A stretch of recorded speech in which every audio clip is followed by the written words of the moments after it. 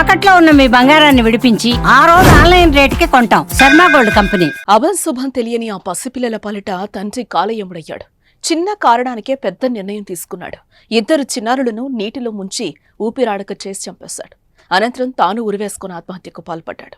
ఏమైందో ఏమో కానీ అల్లారు ముద్దుగా చూసుకోవాల్సిన తండ్రే పిల్లలను నిర్దాక్షిణ్యంగా నీటిలో ముంచి ఊపిరాడకుండా చేసి హతమార్చాడు.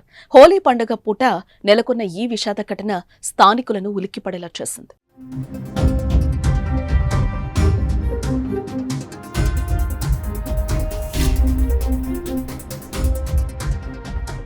పశ్చిమ గోదావరి జిల్లా తాడేపల్లిగూడానికి చెందిన వానపల్లి చంద్రకిషోర్ వాకలపూడి ఓఎన్జీసీ కార్యాలయంలో అసిస్టెంట్ అకౌంట్గా పనిచేస్తున్నాడు.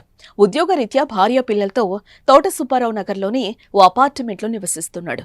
పిల్లలు జోషిత్ 1వ తరగతి, నిఖిల్ యూకేజీ చదువుతున్నారు. ఇదిలా ఉండగా తోట సుబ్బారావు నగర్లో తన ఫ్లాట్ నుంచి హోలీ పండుగ వేడుకల కోసం భార్య తనూజ పిల్లలతో కలిసి వాకలపూడిలో తాను పనిచేస్తున్న ఓఎన్జీసీ కార్యాలయం వద్దకు వెళ్లాడు. అక్కడ హోలీ వేడుకల్లో భార్యను ఉండమని చెప్పి పిల్లలకు టైలర్ వద్ద కొలతలు తీయించి తెస్తానని ఇంటికొచ్చాడు. అలా ఇంటికొచ్చిన చంద్రకిషోర్ ఇంట్లో బాత్రూమ్ బకెట్ నీటిలో ఇద్దరు పిల్లలను ముంచి ఊపిరాడకుండా చేసి హతమార్చాడు.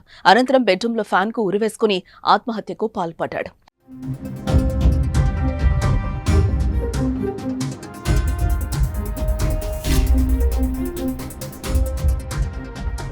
మరోవైపు ఇప్పుడే వస్తామన్న భర్త పిల్లలు రాకపోయేసరికి కంగారు పడిన భార్య ఫోన్ చేసినప్పటికీ సమాధానం రాలేదు.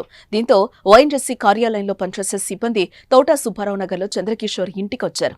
తలుపులు బలవంతంగా తెచ్చేసరికి బెడ్రూమ్లో ఉరివేసుకుని చంద్రకిషోర్ కనిపించడం చూసి అంతా షాక్ అయ్యారు. మరోపక్క పిల్లలు కూడా బాత్రూముల్లో విగత జీవుల్లా కనిపించారు. దీంతో విషయం తెలుసుకున్న భార్య ఇతర కుటుంబ సభ్యులతో కలిసి అక్కడికి చేరుకుంది. తన కళ్ళెదుటే భర్త పిల్లలు శవాలుగా ఉండడం చూసి తనూజ స్పృహ కోల్పోయింది. తర్వాత తేరుకొని భర్త పిల్లలను చూసి ఆమె రోధించిన తీరు చూపరులను కలిచివేస్తుంది. మరోపక్క ఆమెను ఓదార్చడం బంధువులకు కష్టంగా మారింది. సమాచారంతో ఘటనా స్థలానికి చేరుకున్న పోలీసులు కేసు నమోదు చేసుకున్నారు. అయితే ప్రస్తుత జనరేషన్లో తన పిల్లలు సరిగ్గా చదవడం లేదని మనస్తాపం చెంది చనిపోతున్నట్టుగా రాసుందని తెలిసిందే. ఇక ఈ మధ్య పిల్లలు స్కూల్ కూడా మార్చినట్లుగా తెలుస్తోంది. ఇదిలా ఉంటే చంద్రకిషోర్ ఇలా చేయడాన్ని ఎవరూ నమ్మలేకపోతున్నారు. కేంద్ర ప్రభుత్వ ఉద్యోగం, సొంతిల్లు, మంచి కుటుంబం ఉన్న చంద్రకిషోర్ ఫ్యామిలీలో ఎలాంటి సమస్యలు లేవని, ఆత్మహత్య చేసుకునేంత పిరికివాడు కాడని కుటుంబ సభ్యులు ఆరోపిస్తున్నారు. చదువులు పిల్లల్ని చదివించలేకపోతున్నాను.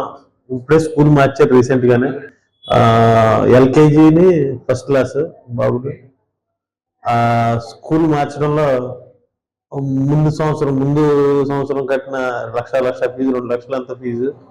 ఇప్పుడు చిన్న స్కూల్లోకి మార్చానంటే వేరే 50,000 అంత. చిన్న స్కూల్ అంటే చిన్న స్కూల్ కూడా కాదు, 50,000 స్కూల్లోకి మార్చానని తీసుకొచ్చేసి పిల్లల్ని ఇచ్చేసి ఆయన కూడా ఆత్మహత్య చేసుకున్నారు.